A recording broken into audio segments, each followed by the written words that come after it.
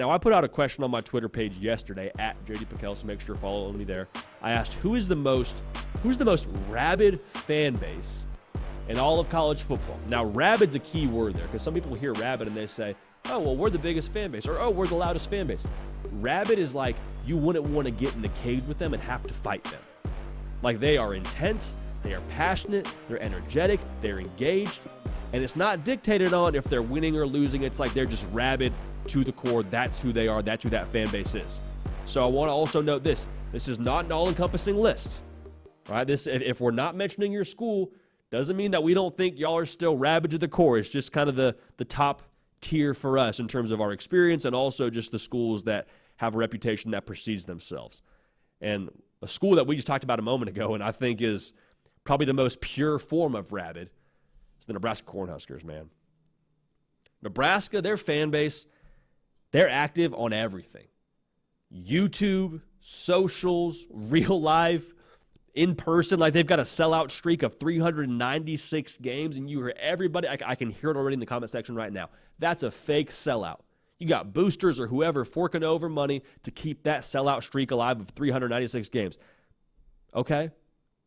So, you say it's fake? That's fine. You're still having people with deep pockets that care enough about this sellout streak to make it a reality and keep it intact. And it's easy to be rabid when you win. It's easy to be rabid when you're bringing home Big Ten championships. Nebraska's fighting to make a bowl game.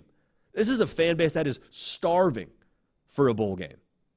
And still, that sellout streak is intact. Still, y'all get after it in the comment section, get after it on the YouTube channel. So Nebraska is a fan base that we are very fortunate to be familiar with, and a fan base that is rabid to the core, I believe, in the most pure sense of what a rabid fan base is. Another rabid fan base for you that I think has to be at the top of every single list when you unpack rabid fan bases in college football, Texas A&M. And Texas A&M, to me, is rabid, but they're rabid in like a very tribal sense of the word.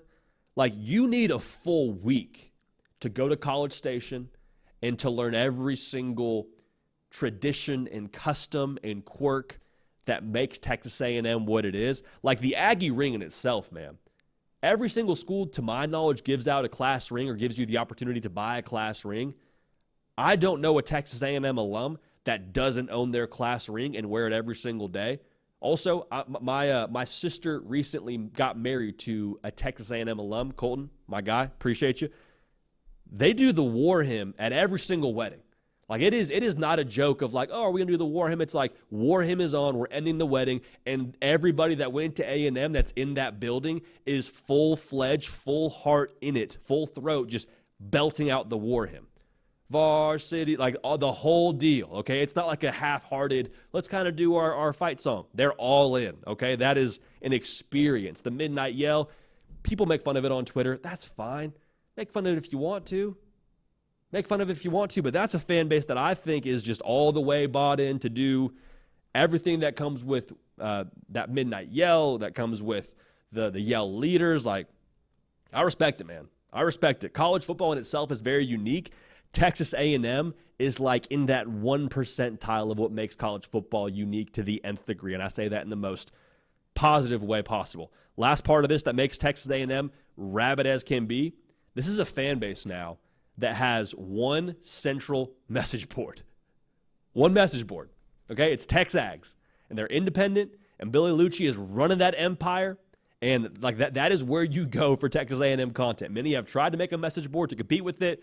It's just impossible. TexAgs is its own entity, and it is a giant in our industry, and it's independent. So A&M, man, TexAgs, Texas A&M, rabid. And I got to work there for a very short period of time, there being in College Station doing local news.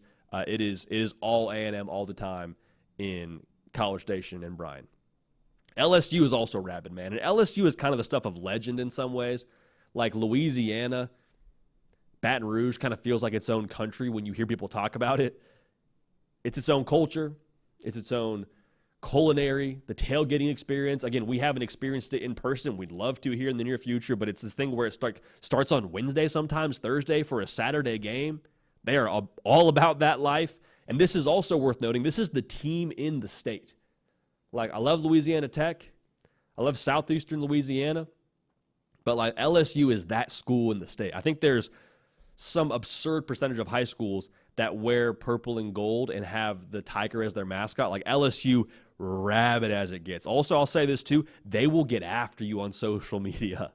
They will get after you. I think we've been fortunate to dodge a few bullets on the LSU front for the most part, but we did a video on Jaden Daniels and about how I think he should be the second quarterback taken, second player taken in the NFL draft.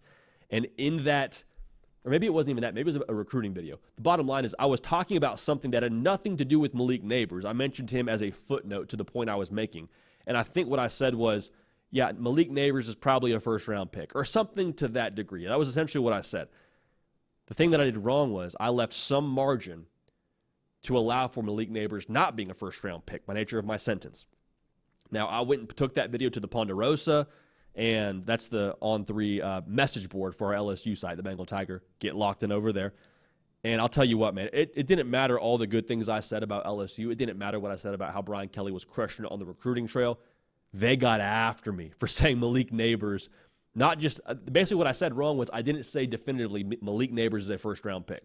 So now it's kind of an inside joke whenever I go back to that message board, and the good folks on that message board are very, very welcoming. But I now open every single thing I post on that message board with Malik Neighbors is a first-round pick.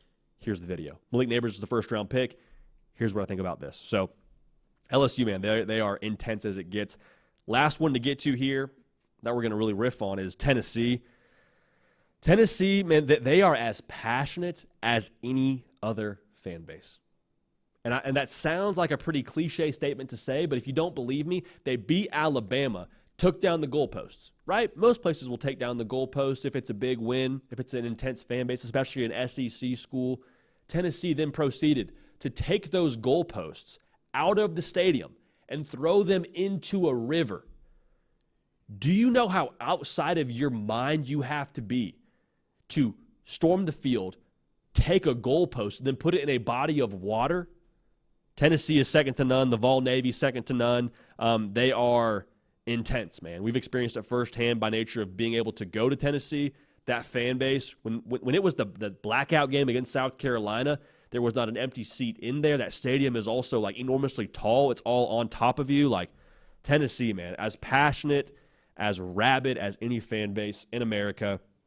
Without question, one of the most rabid fan bases in college football. A couple other to include Ohio State. I believe they're the largest fan base in college football, is the unofficial title for them.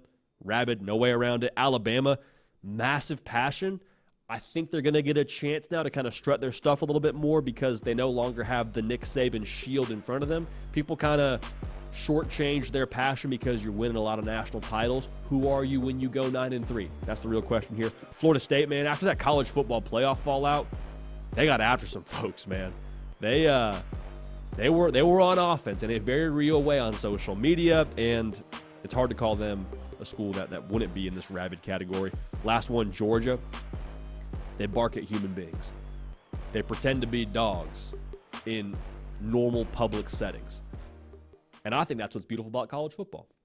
Hey, y'all, thanks so much for watching. Subscribe to the channel here to make sure you don't miss an episode of The Hard Count. Also, be sure to check out other videos on the On3 YouTube channel.